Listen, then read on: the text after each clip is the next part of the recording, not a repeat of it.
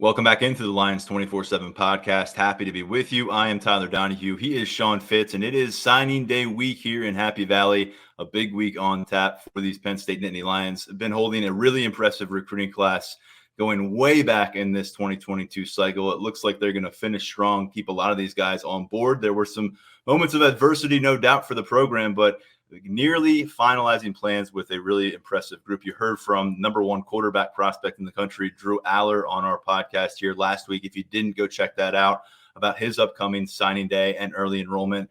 This time, we're going to take a more broad view of the class in its entirety with Cooper Petagna, a guy who has a lot of background in Power 5 recruiting offices, most recently with the Oregon Ducks up there in Eugene.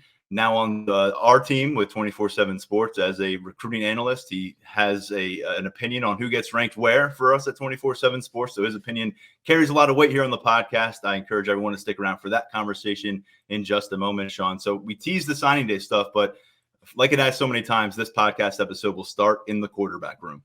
Well, I mean, obviously we talk about Clifford for all year, and it's going to come back around. And obviously some big news dropping a couple of days ago. I don't remember if it was actually over the weekend or not, but a couple of days ago, Sean Clifford coming back for his 6th year. That's not particularly a surprise, but he decided to come back for his 6th year. And then on Monday morning, we've got a little bit of news from Taquan Roberson, not unexpected, obviously, but he's going to enter the transfer portal. So starting to see that movement go along as we kind of expected it to happen. But you got Clifford coming back. You got Roberson out.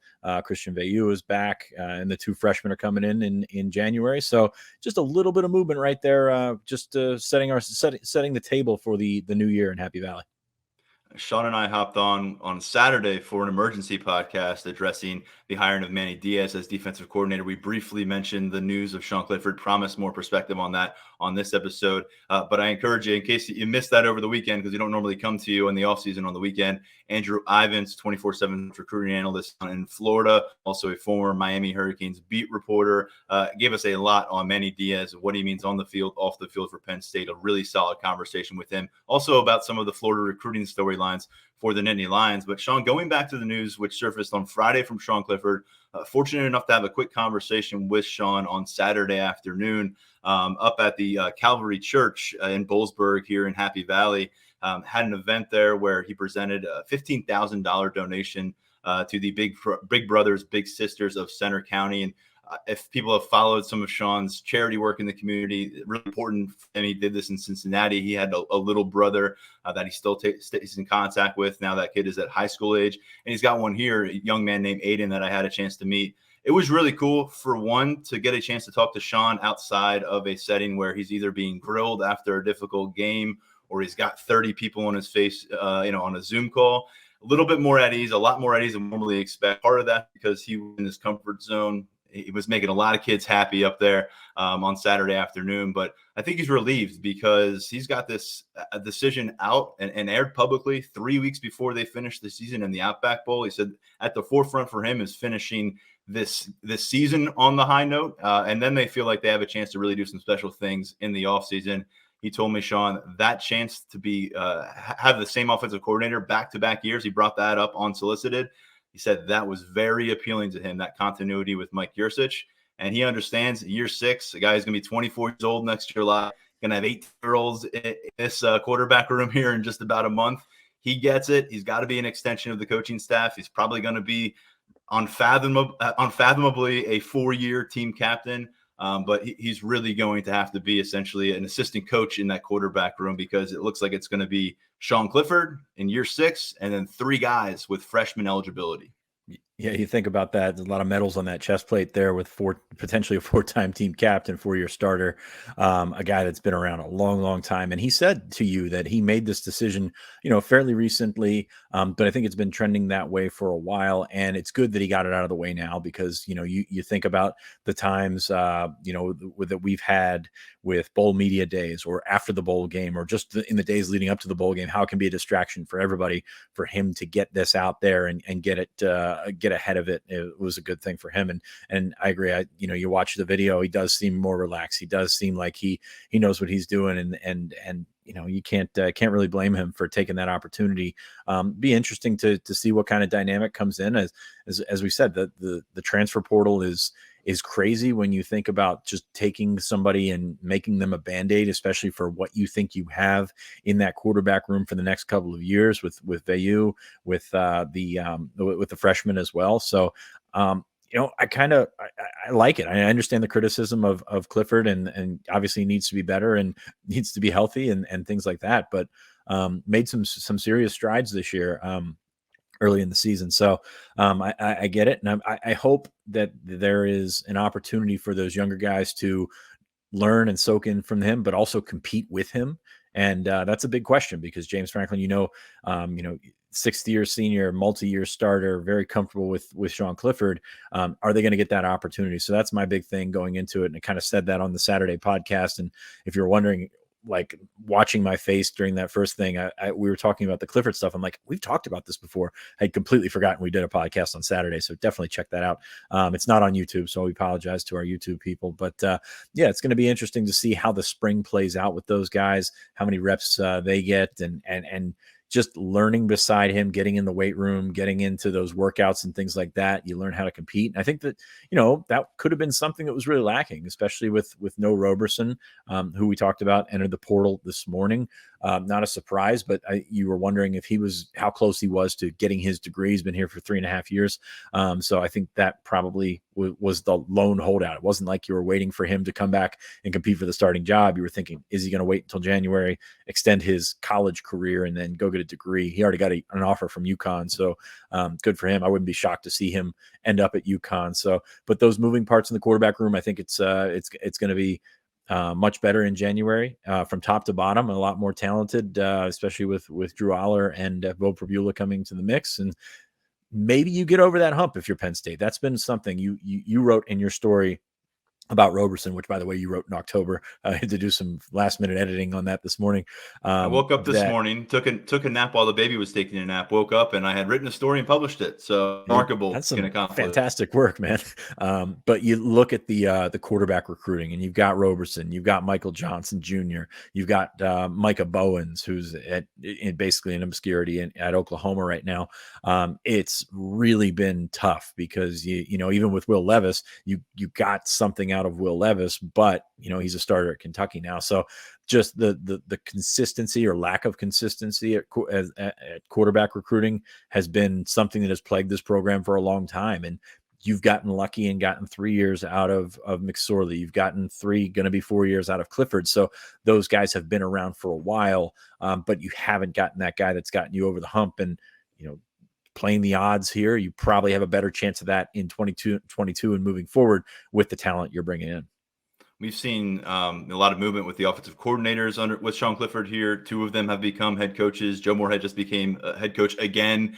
But we haven't seen an overhaul in first year for an offensive coordinator like we've seen with this quarterback room. Mike Yurcich had 4 quarterbacks on scholarship when he took the job last January. He has 4 quarterbacks on scholarship this January, we project. But only Sean Clifford is the constant. Inherited that group last year with Will Levis, Micah Bowens, Taquan Roberson. Quickly within about a week or so, Christian Veilleux enrolled as a true freshman, and he went out and got this 3-star quarterback, who ended up being the number 1 quarterback in our rankings, named Drew Aller, to tag along with Bo Prabula in this class. And so you think about how much from last January to this January that room changes, and I think it is a better room. I know Will Levis did some special things down at Kentucky this year, really impressive, and congratulations to him for doing that. But Will Levis is really the only guy in this quarterback room who has legitimately challenged Sean Clifford for game day reps, starting reps. I know we like what we saw from Veilleux late in the season when Sean had the flu, but before that, this is 3 seasons where Will Levis briefly planted a starting lineup last year, lost that job in 1/2 against Iowa. Aside from that, it's been just kind of bodies on the practice field when you look at the grand scheme of things and how some of these other quarterbacks were going to factor into potential Big Ten championship battles for this program. So right now, I think the overhaul looks good. But once again, it feels like every single offseason is certainly here. Sean Clifford's at the crux of this thing and what you can accomplish in the short term. I love long term what they're doing here, but it's still Sean Clifford's show until someone proves otherwise. And they'll get their first opportunity here with 15 spring practices because both these guys, Bo Prabula, Drew Aller are enrolling early, and Christian Veilleux is going to do everything he can to keep momentum rolling from late in the season. I'm very curious what Veilleux's bowl practice reps look like, because that's an opportunity for him to sort of get ahead of it. Just look at the makeup of the quarterback room. You've got Clifford, who, is more, I don't want to just break him down to dual threat and pro style, but that's kind of how we've done it in the past. We don't really do that with 247 Sports anymore. But you've got Clifford, who has shown an ability to be an athletic quarterback. Veilleux has done some nice things athletically, but probably more in the pro style. Aller in the pro style, and then Prabula, obviously a dual threat guy. So you've got a nice little mix. You've got a couple of good guys that can maybe do some different things. And if you have a change in your offense, if you have something where you have to adjust, and no disrespect to Will Levis, you knew you had a bulldozer, and that's about all you knew about him. I think you know a little bit more about the varied skill sets that you have. So very encouraged with what we've seen with the building of the quarterback room. It took a while to get here, and obviously some bumps along the way. That's been tough, but I really think that they're finally getting to where they need to be, and that's certainly going to be something that we watch over the next couple of years, and we'll see if we're right. We'll see if we're wrong. We will see what happens. But right now we're going to see Cooper Petagna, who is with us with 247 Sports as a national analyst. We sat down with him last week. You're going to notice the wardrobe change if you're on YouTube. We sat down with him last week, talked about Aller, talked about Prabula, talked about a bunch of guys, especially at the top of that class, and a couple of sleepers. Really interested to get his opinion on things. We'll talk to some more guys with signing day coming up on Wednesday. But for now, we're going to leave you with Cooper Petagna. Signing day approaching very quickly, the early signing period, which of course now is the main platter, the main course of everything on the recruiting calendar at this stage. Cooper Petagna has a great feel for the recruiting calendar. Former Power 5 staff member in the recruiting department, now doing great work with us at 247 Sports, part of the Rankings Council, and breaking down all the next wave of college stars, including a bunch here coming in the 2022 Penn State class. A lot of expectations. Cooper, before we get to the Penn State class and who stands out, thank you for taking some time. I know you're being pulled in a lot of directions right now. No, I appreciate it, man, always. And happy to get in front of you guys, finally get to meet you guys and talk a little bit about Penn State's phenomenal recruiting class this year. Before we do get to this Nittany Lions group, can you tell our listeners a little bit about your path to becoming a national recruiting analyst here with 247 Sports? You're still fairly new to the company, but you are not new to the recruiting landscape. Yeah, it was fairly a winding road, but last year ended up getting out of the personnel side of things. And before that, I spent 2020 with Mario Cristobal at the University of Oregon, was the director of recruiting there. And then 2 years with Chris Peterson as a director of player personnel at the University of Washington. And it just really kind of been bouncing around ever since. So 1 year at Michigan as a recruiting coordinator before I left for the University of Washington, 2 years under Tommy Tuberville at Cincinnati as an assistant in the recruiting department, and then started my career at the University of Alabama in 2014 as a recruiting intern. So for me, it's been a really unique journey, not only geographically and really kind to get to explore different philosophies from a lot of I've been very fortunate, a lot of great coaches around the country, and see the way that they do things and the way that they operate. And now for me, another great opportunity being on the media side with you guys. You're probably getting a little bit more sleep now, not working for Mario and all those other guys in terms of that. But what's the change like for you? I mean, people. I don't think people understand how hard and how much people in those positions work, because it's more than an 8-hour day. That's for sure. It's often twice that. But what's that grind like? It's been different. It's been healthy in terms of my quality of life. And for me, I'm from New Orleans, Louisiana, and it always seemed that the places that I ended up were far away from home. So for me, living in Birmingham, Alabama now, having the states of Alabama, Mississippi, Tennessee in terms of regional coverage, that's been great. It's been refreshing. I'm a big family person at heart, and I think anybody would say that. But in terms of the hours on the other side of it, it's all in, and it's certainly a commitment. And now, the way recruiting is nowadays, I feel for these guys. There's a lot of strain behind the scenes on these departments, and and people who are overseeing these departments and recruiting alike. Just what we've seen with the transfer portal, the mass quantity of names that have entered here last year, that we've seen an uptick in that name, image, and likeness as well. So I think we're kind of growing. College football is changing rapidly, and what we're seeing is outside of a handful of proactive universities and administrations, a lot of there's this big lag in terms of adjusting to that. It's really kind of wait and see mode right now. But the people that get caught up in that are usually staff members. So these guys, I talk to a lot of them, stay in touch with a lot of them. This is a really difficult time of the year for them, really in December, transitioning into the second signing period as well. Yeah, you're trying to have answers for your family too, and that's a difficult part of this. And you're trying to get to the finish line with the recruiting class. And here at Penn State, Cooper, despite a lackluster season on the field, they have managed to keep it together. And the storyline here is the quarterback. They've got a couple coming in. We're going to ask you about both, but we have to start with the number 3 overall player in the recent top 24/7 rankings, and that is Drew Aller out of Ohio, the number 1 quarterback in these rankings. Tell us where you come down on that and what the conversations have been like and his rise in these rankings, because he was a 3-star when Penn State offered back in January.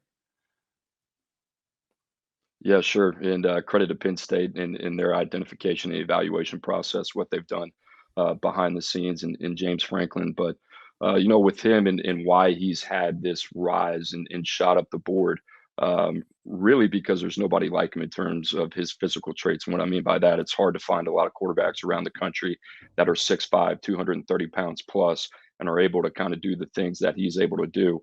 And what I mean by that, he's more than just a pure pocket passer. I think his athleticism, I think his feet, his pocket awareness, what he's able to do and create off schedule opportunities for him is kind of what is why there's this really high level of intrigue with a guy like Aller. Now, the guys behind him, I think, are important to bring into context of the quarterback conversation as well. There's Cade Klubnick, committed to Clemson, who is really more of, I don't like really kind of getting in the players type, but in terms of, it's kind of like more Mac Jones. Like I look at this quarterback class, and there's a lot of similarities to the quarterback class and the thought process that went into this 2021 NFL draft. You look at the top of the board and then the guys that were drafted there.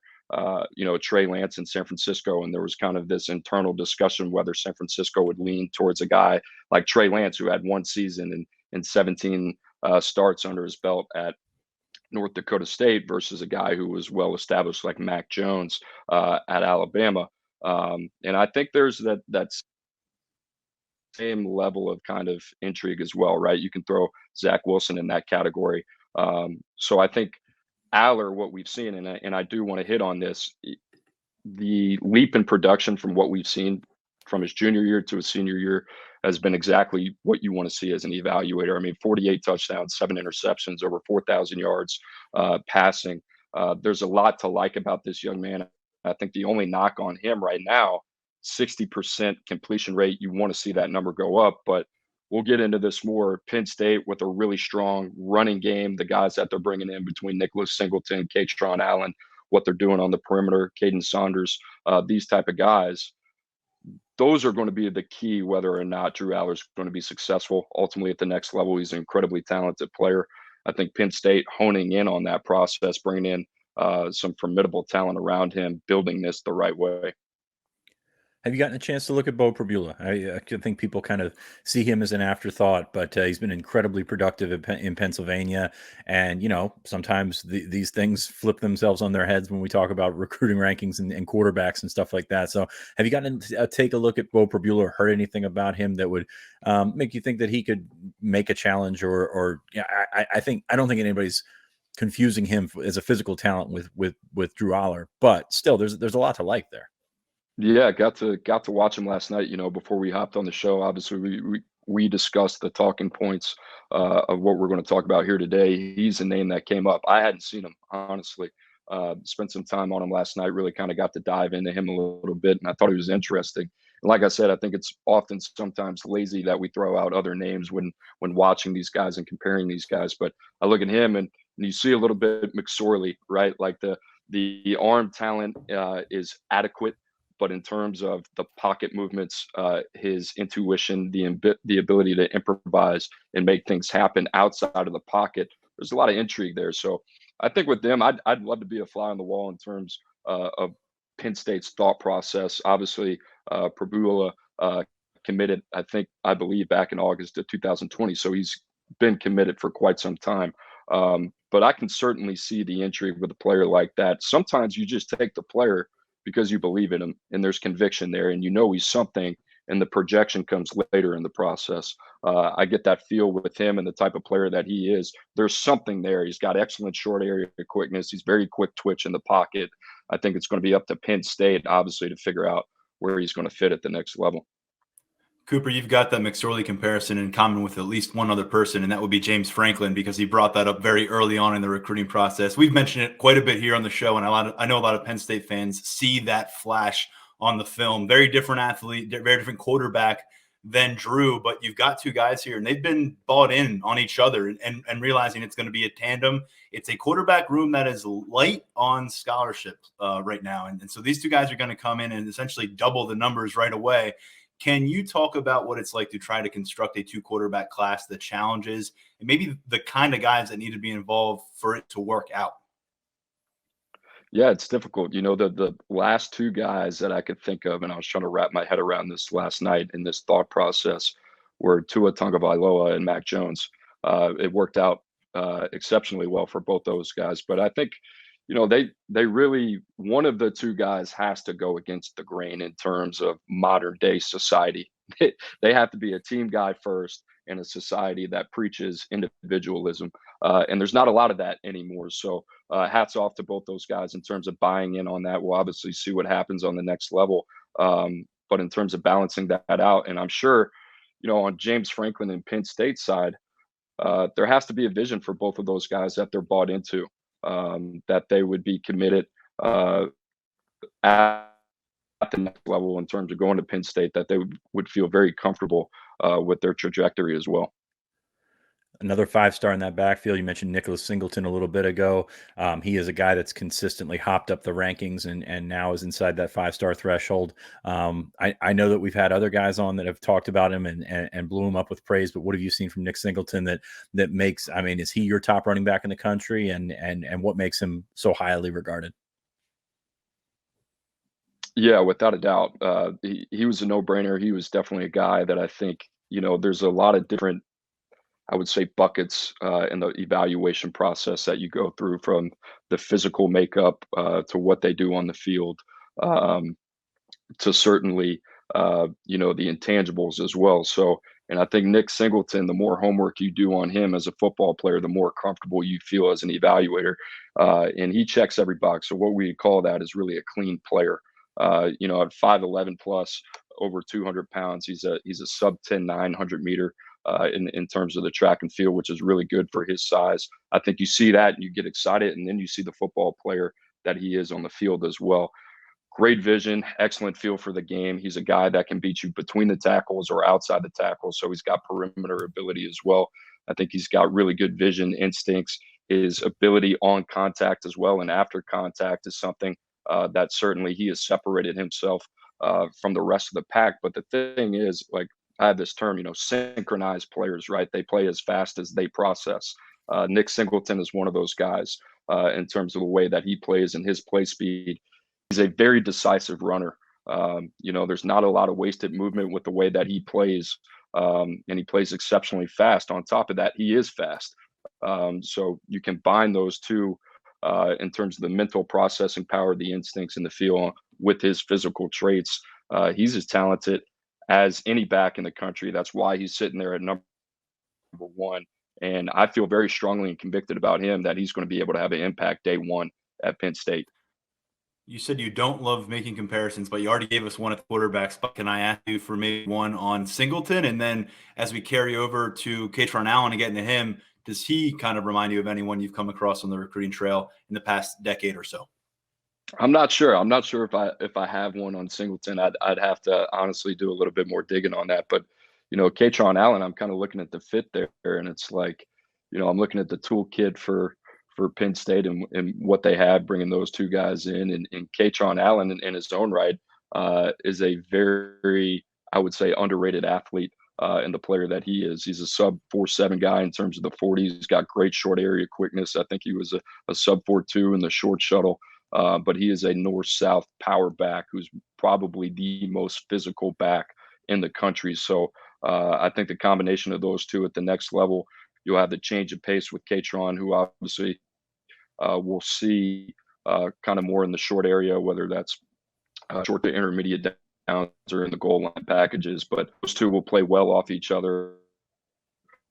The thing is with Singleton, he's an all-purpose back that can do pretty much everything with 3-down value, has the ability as a receiver as well. But to have that luxury to bring in somebody like Katron Allen, who's going to be the next guy that you bring off the sideline, that's something, because for these defenses, especially once you start to get late in the game, to have a guy like Katron Allen who's coming in fresh is just something else that you're going to have to game plan for. You've mentioned him a couple of times now. Caden Saunders seems to jump out to you in a way that he's a guy that the speed is certainly there, but also is a skill guy that could possibly break a rotation that's not very deep right now. What do you think of Saunders? Any of those other wideouts jump out at you from Penn State's class? Yeah, I think you look at Caden Saunders, and one of the things that has consistently jumped out with him throughout the process is his ability to separate. I think he's amongst the best in the nation in terms of being able to separate. You look at him as a short to intermediate route runner, and the ability that he has that jumps out on film, and everything that he does in terms of being able to create consistent separation in that part of the field. Where he really took that next step for me was the UA Future 50 in June. You get to see him against some of the most elite competition in the country, and he was absolutely dominant in one-on-ones. I don't think he's going to run past you in terms of the long speed. He certainly has another gear there, but where he's going to be really good, and for Drew Aller, I think this is really important, is going to have a safety net in the middle part of the field that can consistently separate. So that's a guy, Anthony Ivy's obviously another guy that we've studied. And there's certainly some positive traits with him as well. But Saunders, for good reason, has been a guy that we're going to continue to monitor, and I'm excited to kind of see his progress at the next level. I know Penn State fans are listening. The wide receivers sound fun. The running backs sound fun. The quarterbacks sound great. But is the offensive line going to get better to support everything else that needs to happen offensively? The top guy on the board for their offensive line class is Drew Shelton. He spent a little bit of time at IMG Academy, but for the most part, he has been Pennsylvania's premier lineman in his class here in 2022. What do you see on the film with him, and where do you project him at the next level? Well, he's certainly an intriguing prospect. I think he is more projection than production right now. What I mean by that is there's a little meat on the bone. He's going to have to develop at the next level. Even as short of a time as he spent at IMG, I do think that time for him there was beneficial for him. But he's a good-looking prospect. Listen, he's 6'4.5". He's 290 pounds plus. He's one of these guys who's going to add 15 to 20 pounds to his frame. He's got elite arm length. He's got really good body and foot quickness. This is a guy that I think, a couple years down the road, I wouldn't be surprised if he's sitting in that day one, day two category for him. He's done a really good job improving from his junior to his senior season in terms of what he's been able to do in the run game. He's certainly very athletic, can play in space, play at the second level. For him, there's a lot of developmental upside there. I can see the intrigue with Penn State. He's just going to have to be a more consistent player and round into that. But if you're Penn State, 10 out of 10 times you're taking that guy. And he's just a big ball of clay, which I think is really exciting for them. Defensively, the top guy on the board for Penn State, denied Dennis Sutton, had a year off, didn't play as a junior, so not a ton of film floating around on him. Also dislocated his elbow to open the season this year. But there's something there. I don't believe he traveled much in terms of the camp scene or anything like that. But what have you seen from him? What have you seen from him with the numbers and things like that make him jump out? Yeah, Penn State does an excellent job, especially in defensive line identification in the evaluation process. But this is another 6'5" plus 250-pound defensive lineman, kind of 5 technique that can stand up and do a lot of different things as well. So, he actually did get on the circuit, I believe, in Baltimore in May. and he was really impressive. He had an excellent on-field workout. He did really well in the agility part of it, and then performed really well in the one-on-one circuit. He has been able, I think the big thing for him, like you said, didn't play a lot in his junior season. Senior season, he's been able to take all that momentum from the camp circuit over the summer and really bring that onto the field. And he's done certainly well there. You know, with him, I think he is a very smooth mover. He plays a little bit high at times, but that's expected really kind of in that part of the country and what you're getting. There are some flashes there that you see a little bit of Jason Oweh a little bit. But I think similar to Drew Shelton, this is going to be a guy, once he gets in the program, gets within the structure of the strength and conditioning program, he'll benefit from that. It might be 2 years down the line, but this is certainly a guy that will have an impact at the next level. This is quite the deep class for Penn State. There's a lot of names we could go through, but you don't have an hour to spare for us right now, and we get it. So when I sent you a list of a few guys we had to hit, and we got through that, I asked you who else stands out. And you went right to Cam Miller out of Jacksonville, the cornerback who committed during the summer commitment spree for Penn State. Why was he the name you went right to? Because like I said, it's a pretty deep group, and I wouldn't have been surprised if you went in a bunch of different directions. I think, you know, for me, like just even in my individual process, and we'll talk about it a lot next week, kind of on Wednesday on the signing day show and down there at CBS headquarters. But, you know, one of the things you'll hear me say a lot is, you know, increasing the floor of the players. So the more boxes you check, similar to how we talked about Nicholas Singleton, the more things you do, the less I guess it's harder for you to fail when projecting at the next level. That's really kind of ultimately what it comes down to. And I look at Cam Miller and I look at the type of athlete he is and what they ask him to do, not only in the secondary, but he's a three-phase player playing down in Florida. So this is a guy that does a lot for his team, whether that's wildcat quarterback, whether it's running back, receiver, can play corner or safety in the secondary. He's returning punts and kicks as well. So I think the position versatility, I think the intellectual strain and demand that's guys like that just means that they're able to handle that. These are usually the guys that are mature enough and have a good enough understanding that this is somewhat of an indicator that they'll be contributing sooner rather than later at the next level. I think you see all those things with him. And at the end of the day, you know, it's just one of those rare guys you look at, put in quotation marks, and you're like, he's a football player. That's what he is. So that's what I like about that kid. And I think Penn State's done a tremendous job. I mean, Aller, #1 quarterback in the country, Singleton, #1 running back in the country. They've done a really good job in terms of the fit of the class. It's very easy for me to see, turning on all these guys' film, how these guys complement each other. And certainly an exciting time to be a Nittany Lions fan. You look at Penn State's class and we see some guys with 247 Sports that we have as 4-star guys that the composite maybe doesn't, or is very close, right on that line, that 89.5, 90 line or whatever. When you're in meetings and you hear guys, Abdul Carter, KJ Winston, a couple of these other guys, is there anybody that you heard of and you checked out and you're like, okay, maybe you take a step back and say, okay, this guy's maybe a little bit better than we thought when you go through this process?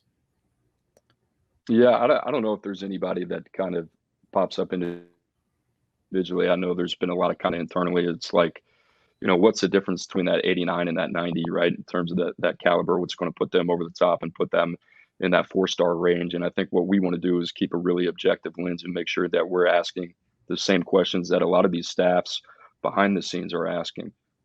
You know, and really what we've done is kind of tweaked our process in terms of really relying more on height, weight, speed, and physical traits. You will hear us talk more about track and field data, multi-sport data, all these things that are transcendent, not just to Saturday, but to Sunday in terms of indicators of projecting whether these guys are going to be successful at the next level. So, you know, everything that I talked about really is like I guess when I come back to Penn State, it's not just the fact that these guys are good football players.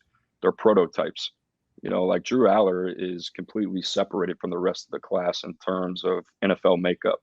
That's why he is where he is. You know, there's this bubbling potential with him that nobody else in the class at his position really possesses outside of Malik Murphy. And I would say those two, you know, are similar from a physical standpoint, but Aller has certainly progressed well into this kind of elite realm.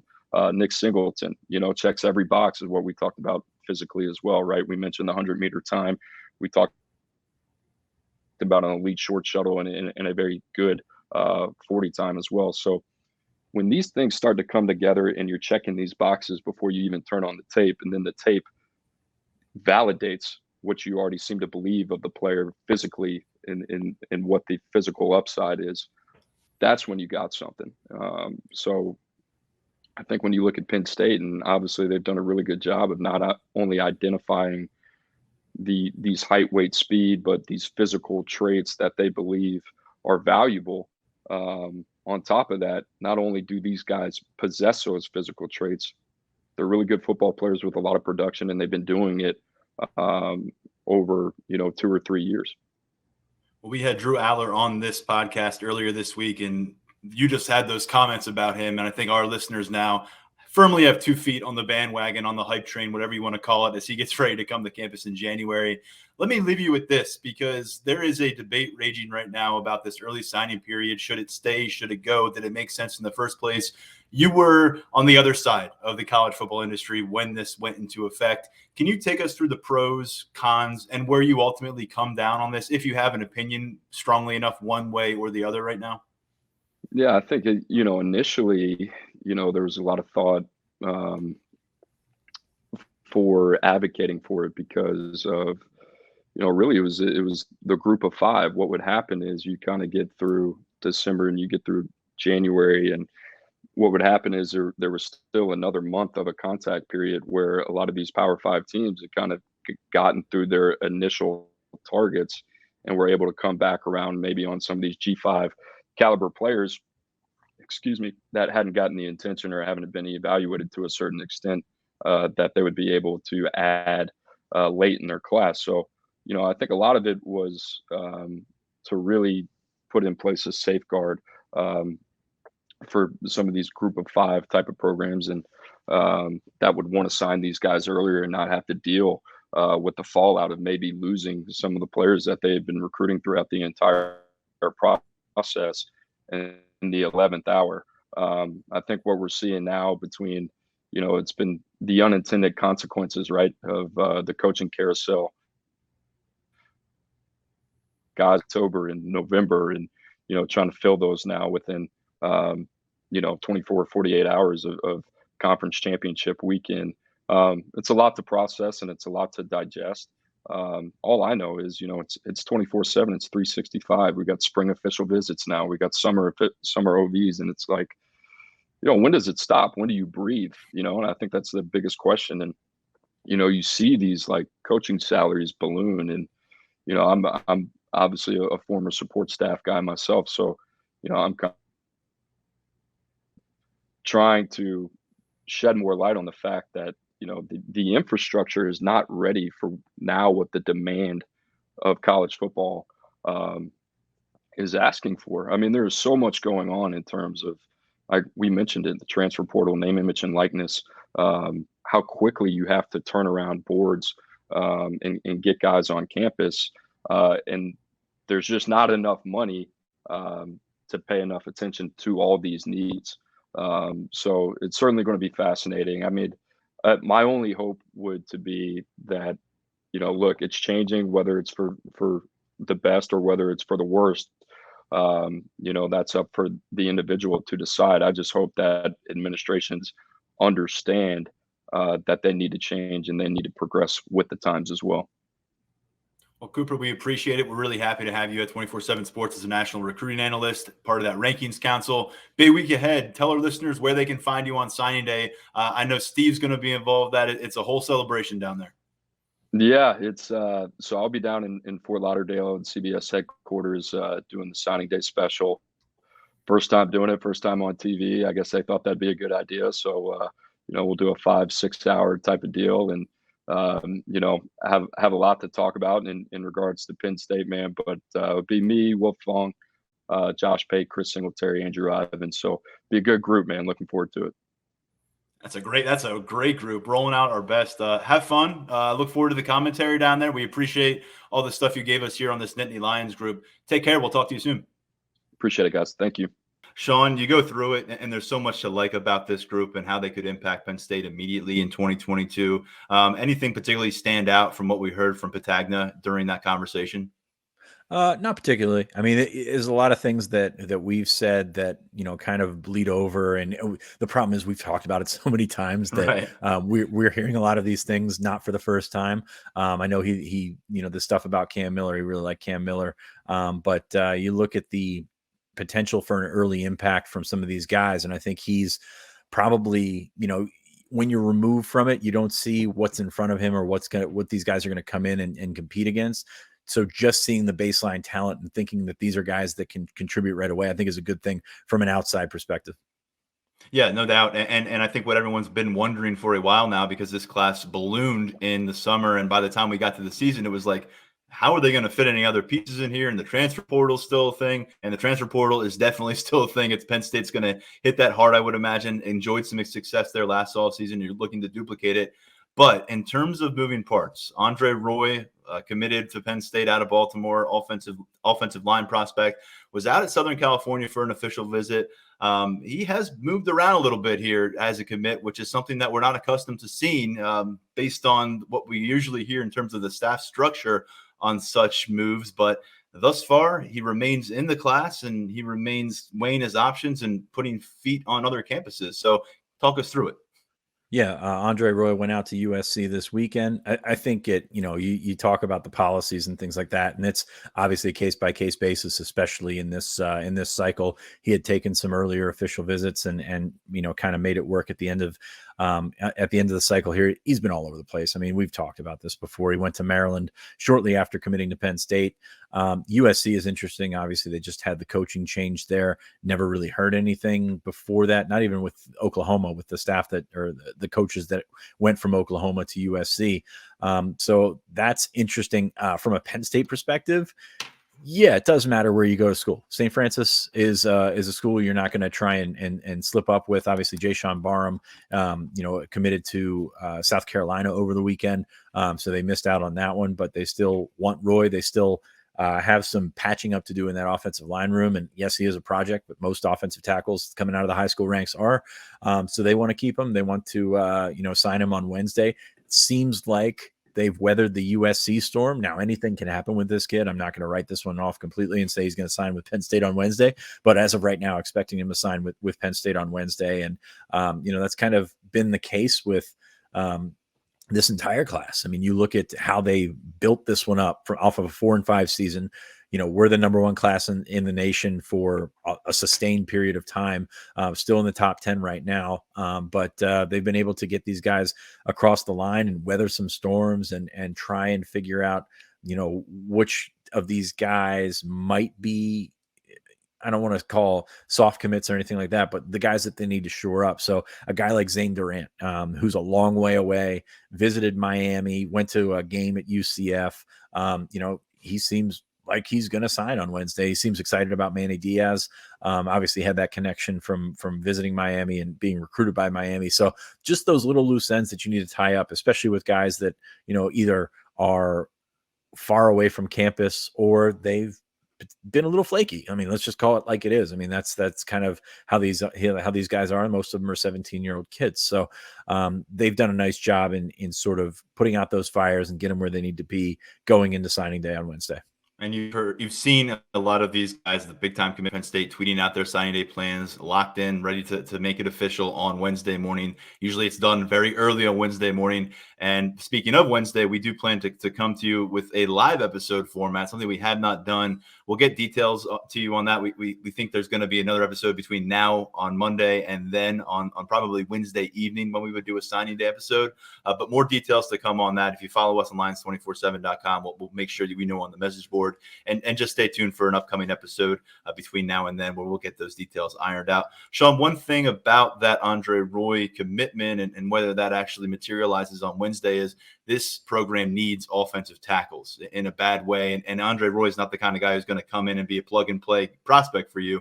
But it's becoming more obvious and just across the board on the offensive line, just when we thought that the Ivy League quest was done for the Nittany Lions, they got a new offer out. Not Harvard this time. Cornell, yes. They went to, remember They had the commitment from Spencer Rolland for a long, long time. That one kind of went mutually parting ways a couple of weeks ago. They went to Cornell, and you're going to make me say his last name, Hunter Nourzad, I guess is his last name. Sure was going to make you do that. Yep. Yeah, appreciate that. All Ivy League, probably going to be a guy that he played tackle at Cornell. Probably going to be a guy that's in the interior, just about 6'4", played for Sean Cascarano, who, if you're really, really follow Penn State football, you recognize as a GA from a couple of years ago, won a Big Ten title with Penn State.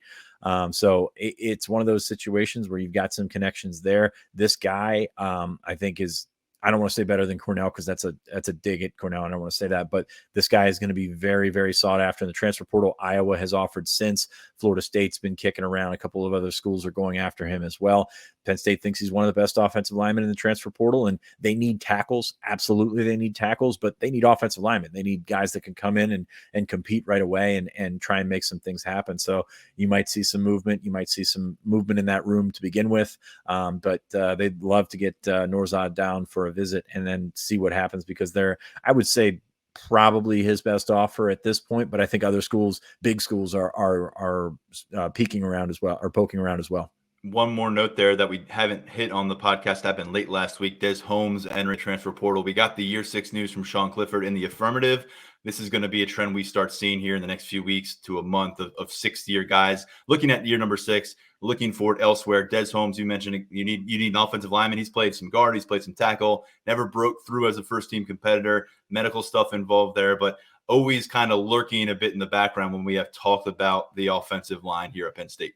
Just never made that leap. And that was something that I mean, he spent 2 years as a reserve, a top reserve, and he was your third tackle, which usually that means you're going to rotate in and be a starter at some point. He just never made that leap. He went from tackle to play in the interior. Obviously missed spring practice in 2020 like everybody else, and then only played 4 games in 2020 during the regular season. And then 2021, you thought that might be his coming out party, his ability to be the number one guy going into camp. Hurt his foot, never played, and basically never really saw the opportunity to start after that, which it was kind of interesting because they seemed high on him, and I know some teammates were really high on what he was able to do. Could be a product of a new offensive line coach, maybe not seeing what the other guy saw, but I mean, for all intents and purposes, Des Holmes went from a guy that was a potential starter after his redshirt sophomore season to a guy that really never played. And that's that career arc you don't see all that often, but it does happen. And then on Monday morning, Taquan Roberson makes it 4 members of the Nittany Lions roster in 2021 to enter the transfer portal. As the portal moves, as recruiting continues to take shape here up to Wednesday, make sure you're following all the action at Lions247.com. Signing day special going on right now, 50% off an annual VIP sub. We'll be back, Sean. Not quite sure when, but it's signing day week. It's hard to give definitive time stamps on anything, but we got a lot of coverage coming your way on the site. We have more coming here on Lines 24/7. By the way, was it 1 million downloads that we've now hit for the podcast this year? Is that this year? Just yeah? So we appreciate everybody out there for listening, for downloading. Please keep doing it. Tell your friends, and I think we're right up to about 100,000 views on our YouTube channel. So let's get those numbers up. Hopefully, you all have seen that we're up there on video, and if you keep going back, God bless you. We appreciate that too. For now, on behalf of Mr. Fitz, on behalf of our producer, Lance Glynn, I'm Tyler Donohue. We'll be back real soon with another episode of the Lions 24/7 podcast.